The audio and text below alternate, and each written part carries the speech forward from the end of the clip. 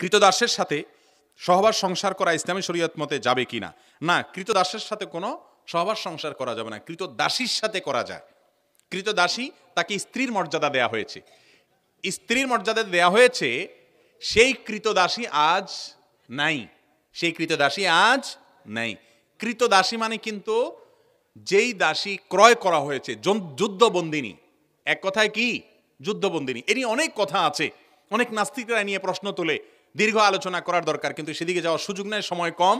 শুধু এটুকু বলি, যুদ্ধবন্দিনীদের সঙ্গে আজকাল বিভিন্ন যুদ্ধের পরে এক দেশ আরেক দেশের সাথে যুদ্ধ করলে যে সমস্ত মানুষদেরকে বন্দি করে নিয়ে আসে, মেয়ে বন্দীদের প্রতি কি আচরণ করে আমরা সবাই কম বেশ জানি। ইসলামের আগে থেকে এই বিধানটা চলে আসছে যে যারা যুদ্ধবন্দিনী হবে তারা যার কাছে যে থাকবে তার অনেকটা স্ত্রীর মতো মর্যাদা পাবে। স্ত্রীর মর্যাদা পরিপূর্ণ না, কিন্তু স্ত্রীর সাথে যেরকম বসবাস করা যায় তার সাথেও বসবাস করা যাবে। একজন ব্যক্তি যতদিন সে তার মালিক ততদিন সে তার স্বামীর মতো তার সাথে সম্পর্ক করতে পারবে। কথা কি বুঝতে পারছি? এটা হলো নিরাপত্তার জন্য। এটা নিয়ে ডিটেল যদি বলতে চাই, একজন মেয়ে আরেক দেশের মেয়ে যুদ্ধে বন্দী হয়ে আসছে দেশে, কোনো একজন সৈনিকের অধীনে আছে, এই লোক অথবা অন্য কোনো লোক তাকে পাশবিক নির্যাতন করবে এবং কোনো না কোনোভাবে সে নির্যাতনের শিকার হবে। এটাই হলো বাস্তবতা, ঠিক না বেঠিক?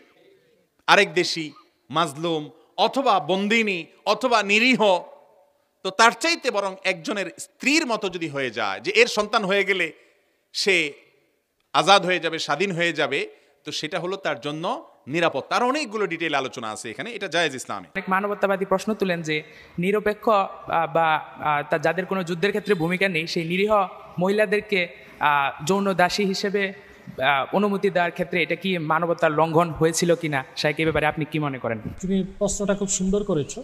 মূলত যারা নাস্তিক সংশয়বাদী তারা এই প্রশ্নগুলো করে। রাসূল করিম সাল্লাল্লাহু আলাইহি ওয়াসাল্লামের জমানায় যুদ্ধবন্দী নারীদেরকে দাসী হিসেবে অনুমোদন কেন দেওয়া হয়েছিল? যৌন দাসী শব্দটা কেন আসলো, যৌন শব্দটা কেন আসলো? দাসী মানে এই না যে যৌন সম্পর্ক করা হবে। এটা হচ্ছে পশ্চিমাদের একটা বড় ধরনের শয়তানি। তারা বুঝাতে চায় যে দাসী মানেই যৌন দাসী। বিষয়টা এমন না, সব দাসীর সাথে যৌন সম্পর্ক করা যায় না, সেটার অনেক শর্ত সাপেক্ষ আছে। এখন রাসূল করিম সাল্লাল্লাহু আলাইহি ওয়াসাল্লাম, এক কথায় বলা যায় দাস প্রথাকে কেন ইসলাম সমর্থন দিচ্ছে? সেখানে দাস দাসী দুটোই আছে। শুধু দাসীর প্রসঙ্গ আসলে তাহলে বোঝা যায় দাসের সাথে কি অমানবিক আচরণ করা যায়? বা প্রশ্ন আসে দাসের কি মানবিকতা নাই? তাহলে আমরা বলতে পারি বিষয়টা দাস প্রথা, এটা কি ইসলাম অনুমোদন দিল কেন? তার রয়েছে অনেক আধ্যাত্মিক কারণ, রাজনৈতিক কারণ, এবং এখানে মানবতার একটা বিরাট দিককে ইসলাম সংরক্ষণ করেছে। ইসলাম পূর্ব যুগে যে যুদ্ধগুলো হয়েছে, আলেকজান্ডার দ্য গ্রেট, বখতে নাসার, এরা যখনই কোনো এলাকা জয় করত, যুদ্ধে বিজয় হতো, তারা যুদ্ধবন্দী বলে যারা থাকতো তাদের সকলকেই হত্যা করত। অর্থাৎ পুরুষ মহিলা বন্দী যারা, তাদেরকে হত্যা করত, শিশুদেরকে হত্যা করত, এবং বিজিত এলাকায় তারা আগুন দিয়ে সব ঘরবাড়িকে জ্বালায় দিত। যে ঘটনাটা আমরা বখতে নাসরের ক্ষেত্রে দেখতে পাই, সে বাইতুল মুকাদ্দাস হামলা করে 7 লক্ষ ইহুদিকে হত্যা করেছে, শিশুদেরকে হত্যা করেছে, মহিলাদেরকে হত্যা করেছে, যৌন দাসী বানিয়েছে। পরবর্তীতে আমরা রোমান বাইজেন্টাইনদেরকেও এটা দেখতে পাই। এবং পৃথিবীতে আধুনিককালেও আমরা যে প্রথম বিশ্বযুদ্ধ, দ্বিতীয় বিশ্বযুদ্ধ দেখলাম, সেখানে দাসীর প্রসঙ্গ তো অনেক পরে। অন্তত প্রথম বিশ্বযুদ্ধ, দ্বিতীয় বিশ্বযুদ্ধে প্রায় 16 কোটি মানুষকে হত্যা করছে পশ্চিমারা। এই ক্ষেত্রে তারা মানবিকতার কোনো কথা বলে না। যুদ্ধটা চিরকাল পৃথিবীতে ছিল, আছে, থাকবে। সেজন্য ইসলাম দাস প্রথাটাকে উৎসাহ দেয় নাই, অনুমোদন দিয়েছে। প্রথম কথা হচ্ছে যে ইসলাম কি দাস দাসী বা দাস প্রথাকে উৎসাহ দিয়েছে কিনা? না, উৎসাহ দেয় নাই, অনুমোদন দিয়েছে। বরং দাস দাসী প্রথাটাকে ইসলাম নিরুৎসাহিত করছে। যেমন হাদিসের মধ্যে আসছে, কেউ যদি এই রোজার দিন তার স্ত্রীর সাথে একত্রিত হয়, তার রোজাটা ভেঙে গেল, তো ইসলাম কাফারা দিছে, সে গোলাম আজাদ করবে। অর্থাৎ গোলাম আজাদ কি ইসলাম ইবাদত হিসেবে নির্ধারণ করে দিছে। তাহলে বোঝা যায় ইসলাম দাস প্রথাকে উৎসাহ দেয় নাই, ইসলাম দাস প্রথাকে নিরুৎসাহিত করেছে। তবে অনুমোদনটা কেন দিচ্ছে?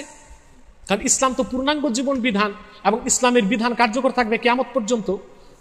তো পৃথিবীতে যুদ্ধ বিগ্রহ বেড়ে গেলে তখন তো স্বাভাবিকভাবেই দাস প্রথা, যুদ্ধবন্দী যারা, তাদের ভাগ্য কি নির্ধারণ হবে? এখন আমরা আধুনিক কালে তথাকথিত প্রগতিশীলদের দিকে তাকাই। এই যে আমেরিকা গালফ ওয়ার করলো দ্বিতীয় বিশ্বযুদ্ধে, যত যুদ্ধবন্দী তাদেরকে আবু গারিব কারাগারে বন্দী করে রাখছে। তো এটা কি মানবতার লঙ্ঘন হয় নাই? চিরকালের জন্য আবু গারিব কারাগারে যাদেরকে ইরাকিদেরকে বন্দী করে রাখলো তাদেরকে তো জীবন্ত হত্যার মতো কাজ করেছে। ইসলাম দাসপ্রথাকে অনুমোদন দিয়ে এই মানুষগুলোর মুক্তির ব্যবস্থা রেখেছে যে যারা যুদ্ধবন্দী নর হোক নারী হোক তাদেরকে হত্যা করো না, আর চিরকালের জন্য তাদেরকে কারাগারে রাখো না, উন্মুক্ত আলো বাতাসে তারা ঘুরুক, দাস থাকুক, দাসী থাকুক। তো এই ক্ষেত্রে তো ইসলাম মানে মানবাধিকারকে সর্বোচ্চ অগ্রাধিকার দিচ্ছে। আলা রাসূলিল্লাহ বাদ। প্রিয় প্রশ্নকারী ভাইকে ধন্যবাদ জানাচ্ছি, খুবই ভেরি কন্টেম্পোরারি একটি কোশ্চেন করেছেন যে ইসলামে দাস প্রথাকে রহিত করে দেয়া হয়নি কেন, আর দ্বিতীয় প্রশ্ন ছিল এখনকার সময়ে এই দাস প্রথা আবার চালু করা যাবে কি না। সম্মানিত ভাই, ইসলাম আসলে একেবারে দাস প্রথাকে রহিত করেনি, তবে ইসলাম দাস মুক্ত করে দেওয়ার ব্যাপারে, আজাদ করে দেওয়ার ব্যাপারে অনেক উৎসাহিত করেছে। কোরআনে একটা আয়াতে দুইটা ভালো গুণের কথা বলা হয়েছে, ফাক্কু রকাবা আও ইতআম ফি ইয়াউমিন যি মাসগাবা, অর্থাৎ অভুক্তদেরকে খাবার খাওয়ানো যেমনি ভালো কাজ, ফাক্কু রকাবা মানে দাস মুক্ত করে দেওয়া কিন্তু ভালো কাজ। আমরা বিভিন্ন জিনিসের কাফারার কথা জানি, যেমন সিয়ামের কাফারার কথা জানি, মানতের কাফারার কথা জানি। সেক্ষেত্রে বলা আছে যে 10টি রোজা রাখা হচ্ছে কাফারা, না পারলে 10 জনকে ড্রেস কিনে দেওয়া হচ্ছে কাফারা, অথবা না পারলে একজনকে আজাদ করে দেয়া। এইভাবে নানা হাদিসের মধ্য দিয়ে দাসকে আজাদ করে দেওয়ার ব্যাপারে ইসলাম উৎসাহিত করেছে, কিন্তু চিরকালের জন্য রহিত করে দেয়নি, for a very important reason, খুব গুরুত্বপূর্ণ একটি কারণে।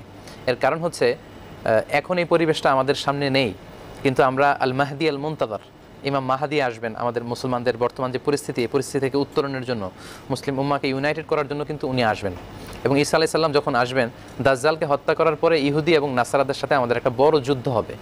ওই যুদ্ধের পরে যুদ্ধবন্দী হিসেবে যারা আমাদের সাথে আসবে, যে নারীরা থাকবে, পুরুষরা থাকবে, তাদের সাথে আমরা কী আচরণ করব, ঠিক ওই সময় কিন্তু আমরা অনেক দাস দাসী পাবো। সেজন্যই কিন্তু ইসলাম দাস প্রথাকে একেবারে উচ্ছেদ করে দিয়ে যায়নি, কিন্তু দাস আজাদ করার ব্যাপারে অনেক উৎসাহ দিয়েছে। অনেকের কাছে বিষয়টা খটকা লাগতে পারে যে ঈসা আলাইহিস সালাম যুদ্ধ করবেন, ইহুদি নারীরা বন্দী হবে, পুরুষরা বন্দী হবে, তাহলে তারা আমাদের দাস হবে কেন? আপনি খেয়াল করলে দেখবেন যে গোটা বিশ্বব্যাপী যুদ্ধের পরে যে সিনারিওটা দেখা যায়, গণহত্যা যজ্ঞ চালানো হয়, জেনোসাইড করা হয়, নারীদেরকে গণধর্ষণ করা হয়, বিজিত এলাকায় লুটপাট করা হয়, কিন্তু ইসলাম কিন্তু এটা আমাদেরকে শেখায়নি। ইসলাম যুদ্ধবন্দীদের সাথে ভালো আচরণ করতে বলেছে, দাসদের সাথে ভালো আচরণ করতে বলেছে। ইহুদি খ্রিস্টান পুরুষরা যখন যুদ্ধে নিহত হবে, তাদের বিশাল সংখ্যক নারীরা কিন্তু তখন থেকে যাবে। সেটা ঈসা আলাইহিস সালাম মুমিন পুরুষদের মধ্যে বন্টন করবেন এবং তারা আমাদের দাসী হিসেবে থাকবে, কিন্তু এটাকে বলা হয় সেমি ওয়াইফ। এটা হচ্ছে সেমি ওয়াইফের স্ট্যাটাস নিয়ে তারা থাকবে, এবং যেই মুসলিম সৈনিকের আন্ডারে যেই দাসী থাকবে তার সাথে অন্য কেউ স্ত্রী সুলভ আচরণ করতে পারবে না, শুধুমাত্র কেবলমাত্র সেই স্ত্রী সুলভ আচরণ করতে পারবে।